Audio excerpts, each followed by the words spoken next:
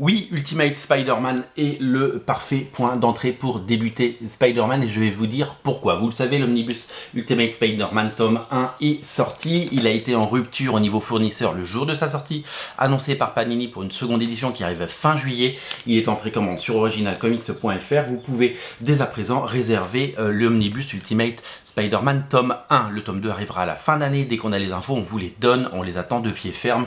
On est vraiment impatient de pouvoir vous les donner. Alors, Ultimate Spider-Man, pourquoi c'est le meilleur point d'entrée possible pour entrer dans l'univers Spider-Man? Spider-Man, quand cette série a été lancée, la série Spider-Man avait 37 ans.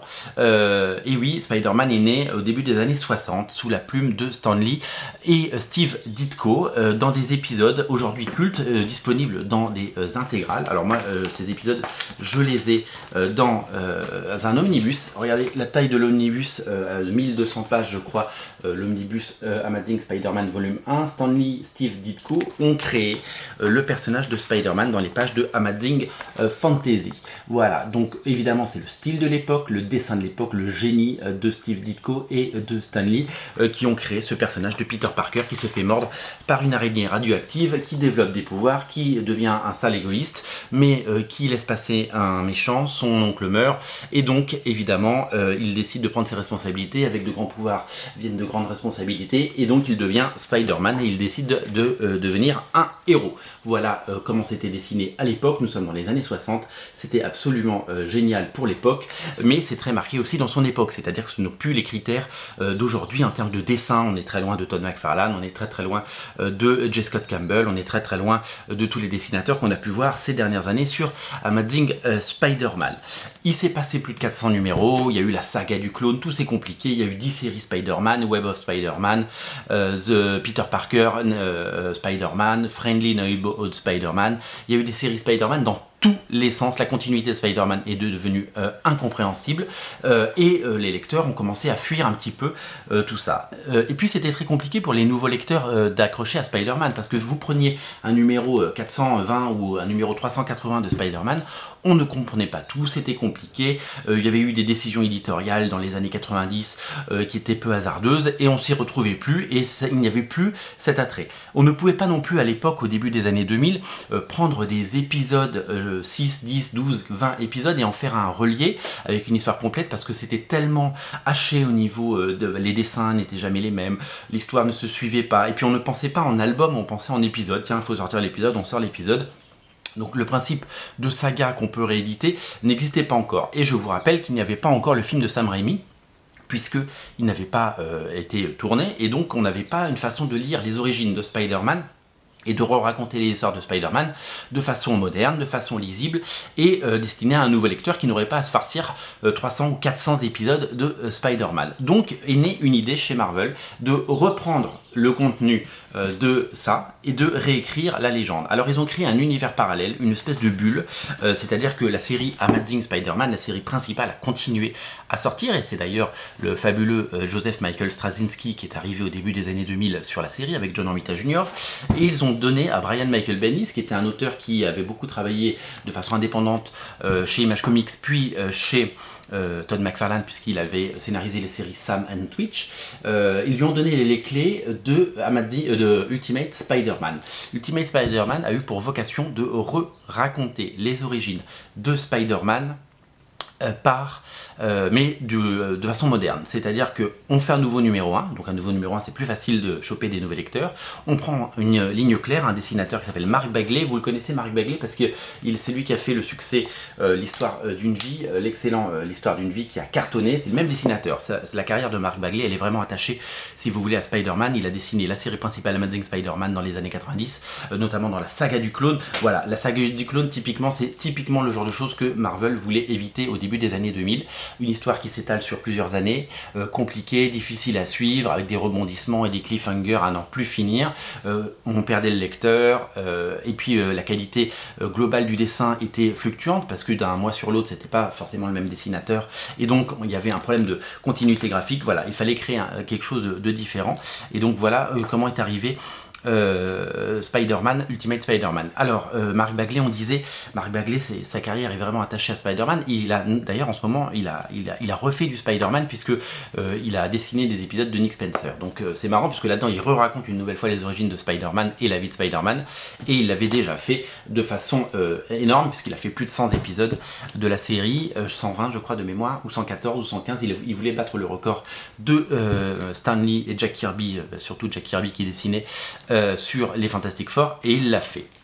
Alors, Ultimate Spider-Man prend le parti de rajeunir Spider-Man. C'est-à-dire que Spider-Man, dans les années 60, c'est un adolescent, et puis Marvel l'a laissé vieillir. C'est-à-dire que si vous lisez aujourd'hui Spider-Man, c'est quelqu'un qui a entre 25 et 30 ans, je dirais même 35 moi. Là, ils ont décidé d'en refaire un adolescent, et on fait comme si rien n'avait existé. Il n'a pas été mordu, il ne connaît pas encore ses ennemis, il ne connaît pas ses pouvoirs, et il n'est pas encore en couple ou amoureux, ni de Mary Jane Parker, ni de Gwen Stacy. C'est aussi l'occasion de faire revenir Gwen Stacy et tous les personnages qui ont disparu. Le but est de raconter les origines de Spider-Man, la morsure, la découverte des pouvoirs, la découverte de la responsabilité, la découverte de tout ce qui fait le sel de Spider-Man et de Peter Parker, et s'appuyer sur Brian Michael Bendis qui est très très fort pour écrire des dialogues et dépeindre les êtres humains. C'était absolument génial. Le parti pris, il était de relancer la série, il était de relancer les ventes qui étaient catastrophiques au début des années 2000, et surtout de créer une nouvelle légende. Et la série Ultimate Spider-Man, certains lui prédisaient un avenir très court. Et bien c'est devenu, si vous voulez, c'est devenu la série étalon, c'est devenu la série phare, puisque elle a été absolument parfaite. L'écriture est géniale, le dessin est absolument fluide. Il faut savoir que là vous avez 40 épisodes dans le volume 1 de Ultimate Spider-Man par le même dessinateur. C'est quelque chose qui n'arrive plus. Mark Bagley est une machine de guerre, il est capable, avec un style hyper fluide, de nous faire 40 épisodes d'un coup, et d'ailleurs il en a fait plus de 120, je vous l'ai dit, et c'est surtout que non seulement il en a fait 120, mais que certaines années il en faisait 18, il en faisait pas 12 par an, un par mois, il en faisait 18 par an. Vous allez redécouvrir tout l'univers de Spider-Man, la tante May, Gwen Stacy, Mary Jane, Norman Osborn, etc., etc. Vous allez découvrir un récit poignant, vous allez avec des sagas revisitées. Et là, si vous n'avez jamais rien lu de Spider-Man, si vous ne connaissez pas Spider-Man qu'à travers les films de Sam Raimi, ou les très mauvais films avec Andrew Garfield, ou les films très inintéressants avec Tom Holland, eh bien vous allez en prendre plein les mirettes, parce que c'est ça qu'il aurait fallu adapter au cinéma. D'ailleurs, les films de Sam Raimi, c'est un petit peu dans la même veine. On retrouve vraiment l'esprit des films de Sam Raimi. Là, vous avez le début de l'histoire. Vous allez honnêtement oublier tout le reste. Ne commencez surtout pas Spider-Man par la saga du clone, et Dieu sait que on aime en vendre et en mettre dans des colis et vous l'envoyer. Ne commencez pas forcément par les comics de Todd McFarlane, et Dieu sait que je les aime, ou les comics de Straczynski. Ils sont fabuleux, ils sont disponibles en Icons, les McFarlane, les Straczynski, mais je vous invite et je vous en conjure, commencez par celui-là. Alors, si cet omnibus vous fait peur, pourquoi? Parce que son prix, 70 € et le nombre de pages, 1000 pages. Sachez que dans la collection Must Have, la collection avec le bandeau doré, Panini ressort les 7 premiers épisodes, le premier arc, la première histoire, à seulement 15 €. Donc vous pouvez commencer, je vous mets le lien dans le descriptif de la vidéo, par les 7 premiers épisodes. Et si ça vous plaît, vous pouvez évidemment continuer. Moi je vous invite à craquer pour cet omnibus, parce que c'est vraiment la meilleure façon de redécouvrir Spider-Man, ou de découvrir Spider-Man. Vous avez tout, il y a tous les éléments qui en font quelque chose de génial. Et c'est ce qui a fait que cette ligne Ultimate, dont tout le monde se souvient avec nostalgie, Ultimate X-Men fabuleux, les Ultimates génial, Ultimate Fantastic Four c'était génial, ils ont vraiment réussi à nous mettre ces héros dans l'ère moderne. Alors ce comics il a déjà 20 ans, mais il est toujours aussi moderne. Alors oui, les téléphones portables ce ne sont pas des smartphones, ce sont des téléphones à clapper, puisque évidemment on est au début des années 2000. Peter Parker n'est plus photographe pour le Daily Bugle, mais il est webmaster forcément, puis ils ont un petit peu adapté ces choses-là à l'ère, et donc ces choses-là peuvent paraître déjà désuètes. À la limite, il faudrait peut-être refaire un Ultimate Spider-Man aujourd'hui avec des nouveaux auteurs, mais que ce serait très très difficile de faire aussi bien. Marvel a essayé plein de fois de raconter les origines de Spider-Man. On a eu des tonnes, la preuve. Regardez, ça c'est une relecture des origines de Spider-Man. Il y avait eu juste avant un échec, avant Ultimate Spider-Man, il y a eu Spider-Man Chapter 1 de John Byrne, 12 numéros pour raconter les origines de Spider-Man. Le problème c'est que John Byrne, avec son immense talent, avait été resté trop proche de ça, il était resté trop proche des épisodes d'origine, et à part moderniser un peu le trait avec son style hyper classique et fabuleux et flamboyant, c'était quand même très proche de l'original et ça manquait d'originalité. On avait juste l'impression de lire un résumé des 50 premiers épisodes de Spider-Man. Là, on n'est pas dans un résumé. L'histoire prend son temps. Par exemple, Peter Parker n'a pas son costume tout de suite. Vous allez découvrir comment il a son costume. Je vous invite à le découvrir, je ne vais pas vous spoiler. Et à quel moment il découvre ses pouvoirs, puis son costume. Brian Michael Bendis s'inscrit dans le temps, ce qui n'existe plus dans les comics aujourd'hui, le fameux temps long, dans lequel on va d'abord privilégier l'histoire. Et l'histoire a pu être racontée dans cet album, et nous sommes vraiment ravis de pouvoir vous le proposer aujourd'hui. C'est vraiment la meilleure chose qui soit arrivée à cet univers.